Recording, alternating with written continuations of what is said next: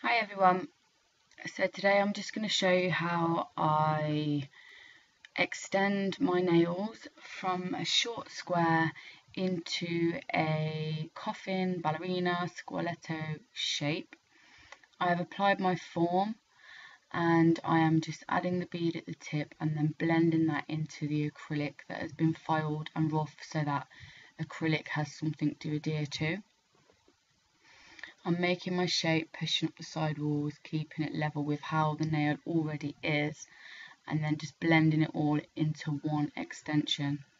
I am going to apologise now if you do hear children in the background. They are off school and I wasn't doing this recording while they were at home. I want to apologise for the last video with no voiceover. I know a lot of people were not unhappy, but they did like to hear the voiceover or a little bit of music. I will explain the music thing. I don't actually have any free music on my laptop. I'm not very computer literate, but I have downloaded some, and hopefully there will be some little background music going on in this video should all go well. Okay, so here you see me just patting it down and making sure that shape is nice and how I'd like it. It's looking quite good. I was quite happy with how the shape came out. I'm just making sure I'm patting it and pushing it into position. You don't need to apply a massive amount of acrylic because you already have that acrylic, and as you can see they don't even need a fill, but I am just adding that extra bit because the nail that I had on was a short square. Because I'm extending the length, there's also going to be a weak point there, so I'm just adding that and then blending it all into one nail to make sure it is all flush and where I want it to be. Still the same rules apply. Do not touch the skin, push it into that cuticle growth.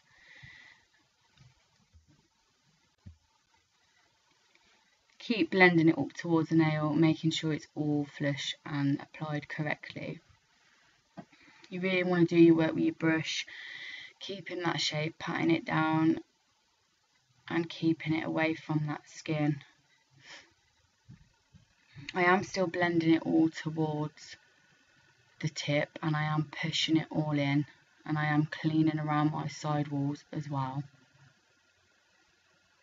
I am going to add a little layer of clear on top of this for the strength, and I am still using my nails products. In this video I'm actually using the medium speed.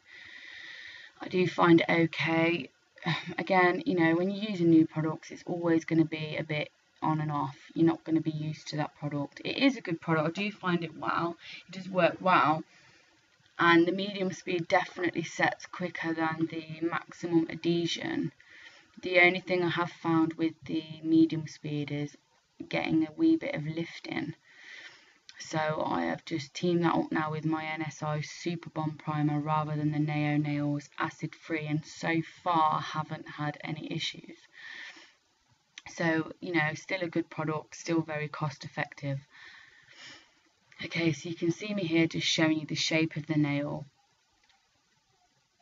from all angles. You need to look, and then I'm just waiting for this nail to set. You can see here in a second when I touch that nail, you can see the acrylic like string, and I'm going to show you there. It's not ready to pinch. It is still tacky, and it's still you're gonna just mold the nail with the pinchers. Then you want to wait till it is matte. You want to wait until it's not sticky and then pinch, and dipping your pinchers into your clear acrylic will prevent that sticking as well. So I'm just showing you here the whole shape. I am using Blue Skies burgundy gel polish. I love this polish. The colour is just gorgeous. I am in love with this colour. It's like a deep burgundy, and I'm just using that in thin coats, long clean swipes, making sure to keep that all clean as well. You don't want to get that all over your skin either. I applied 3 coats of this to get the colour coverage that I like.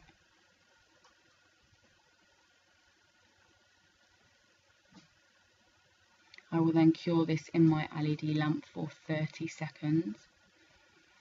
Here you can just see me adding my third and final coat, keeping all that cuticle work as clean as possible, and then capping the tip on the final coat. Right then I just pulled my hand away to look a little closer at how that looked around the cuticle, so I wasn't happy, so I'm just adding a little bit more around there to make it look like clean work.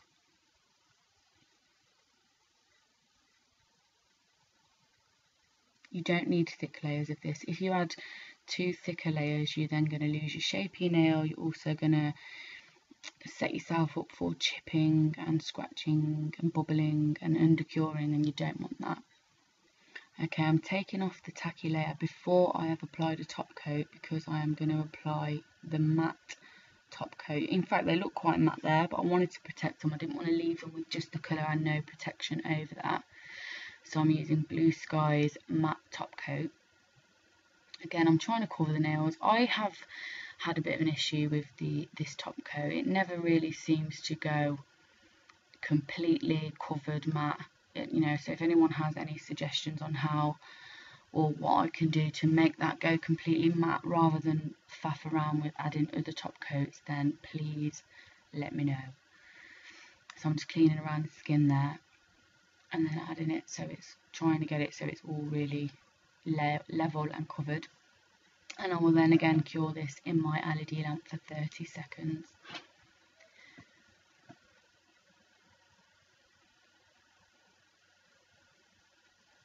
As you can see, I've took it out the lamp and there are some little shiny patches, so I'm just going to go in with my OPI's matte top coat and give that a layer over that to really completely cover them little shiny patches, because I don't want any of them. I want these to be completely matte and look completely smooth.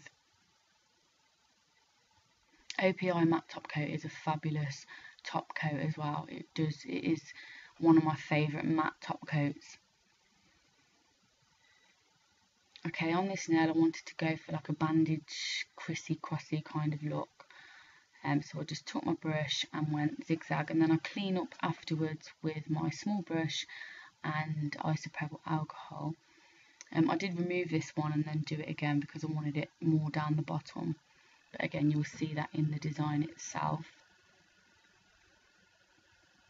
So I'm just taking my brush, soaking it in alcohol, and then just trying to clean up them lines to make them more crisp and look more clean.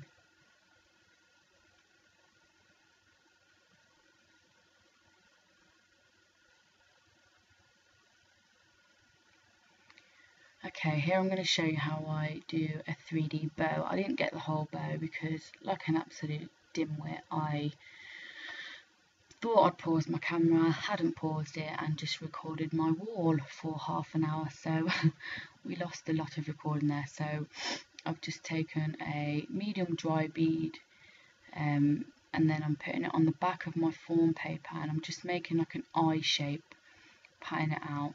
You don't want it too thin, you don't want it too thick.